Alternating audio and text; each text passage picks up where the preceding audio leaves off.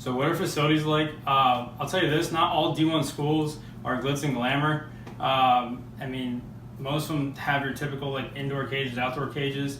When you're playing mid-major schools, there's clubhouses where only usually for the home team. Then you get dressed at the hotel for the game. There are a few places off the top of my head I could think of that I played at that had home and away clubhouses, had unbelievable indoor cages, outdoor cages, just beautiful overall facility. They had Louisville had a bar and a playground and out in left field.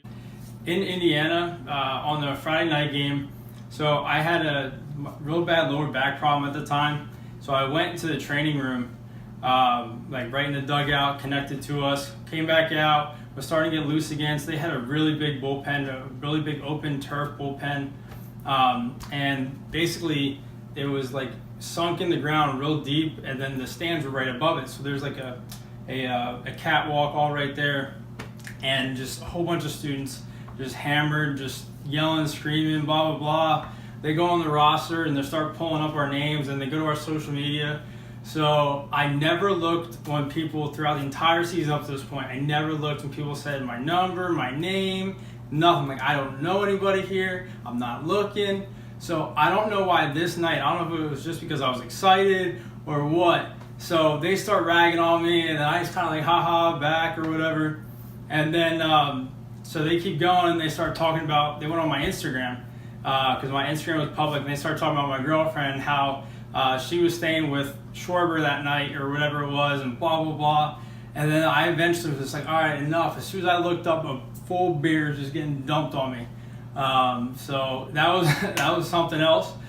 Before you go play schools like that, I suggest make your social media profiles private unless you can handle or not say anything when somebody's on you for like 15 minutes about your girlfriend.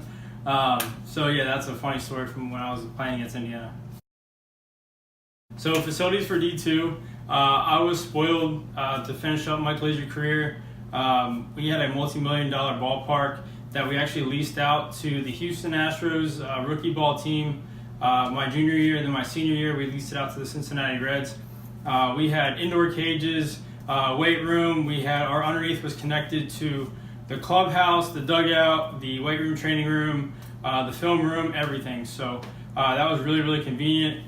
Underneath our film room, we had a program called Dartfish, which is basically like a giant scouting report database that you could pull up any information about anybody that we have film on, velos on, that's ever pitched against us in the last however many years. But you can pull up anything from what breaking balls they like to throw in 1-1 counts, 2-1 counts, what do they do against the lefties in the 2-1 count versus the righties in the 2-1 count, blah, blah, blah, blah. You can go and be so specific in there, and you can get any information you want.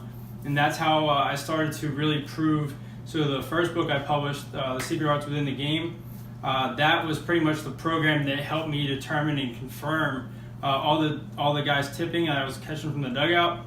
I confirmed it all through video on that, where I broke it down to like frame by frame by frame to confirm it. So it was incredible at that school with the facilities. And then when we go on the road, it was definitely a very gratifying experience for us when we come back home and play, because we're definitely blessed to be able to play in such a beautiful place every day. And when we went to other D2s around the area, sometimes it wasn't so nice. So yeah, that's facilities at D2.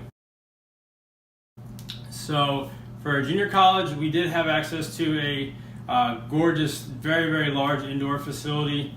It was 6 cages, and they could get pulled out and pulled back. Then on top of that, there was a side area for pitchers to be able to throw pens while the 6 cages were open still. And then there was an additional area on turf behind all that, that guys could take ground balls, they could throw a little bit, whatever it was. So you can actually open all that up and have a full-blown pretty much infield, outfield. So that place was awesome. We could do whatever we needed to. We could long toss in there like well over 200 feet. The indoor cage that we had at the school itself would close by 10 p.m. and then the facility that we could go to would close at 9 p.m. And I would actually go multiple times a week after 10 p.m. to go hit, regardless of the time or how cold it was, whatever it was. And our outdoor cage, had outlets by it, but the thing is, to get the electricity turned on to those, you had to have a key to the shed, and then you had to unlock the shed to flip on the electricity switch to flip it off, blah, blah, blah. So I realized that no matter how many extension cords I get, I would have to get 70 to 80 yards probably worth of extension cords from behind the backstop all the way to the cages for me to have lights to hit. So our cage didn't have lights at all. So what I did was I brought our living room light, a light from my room, and then I got a lantern. And I would put them all around me, that way I could see, like actually see the baseball, have a little bit of flight so I can kind of track it.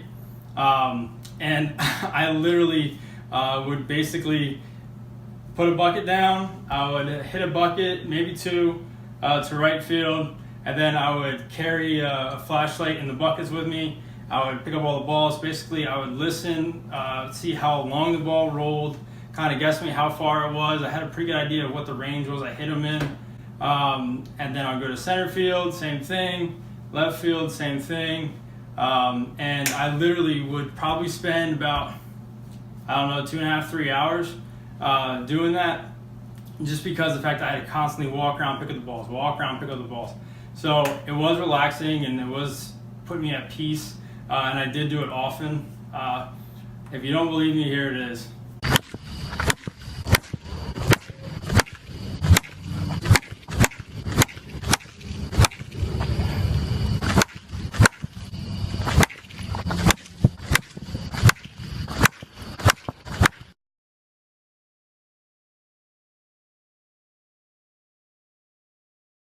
See, I told you. It's pretty funny, but it was something I did all the time. I would drag a couple of my roommates out. Every once in a while, we actually put car lights on behind us at the cages, because we didn't have the cage lights, like I said. And then my really good buddy Austin Council would throw us BP. So yeah, that's pretty much it for facilities.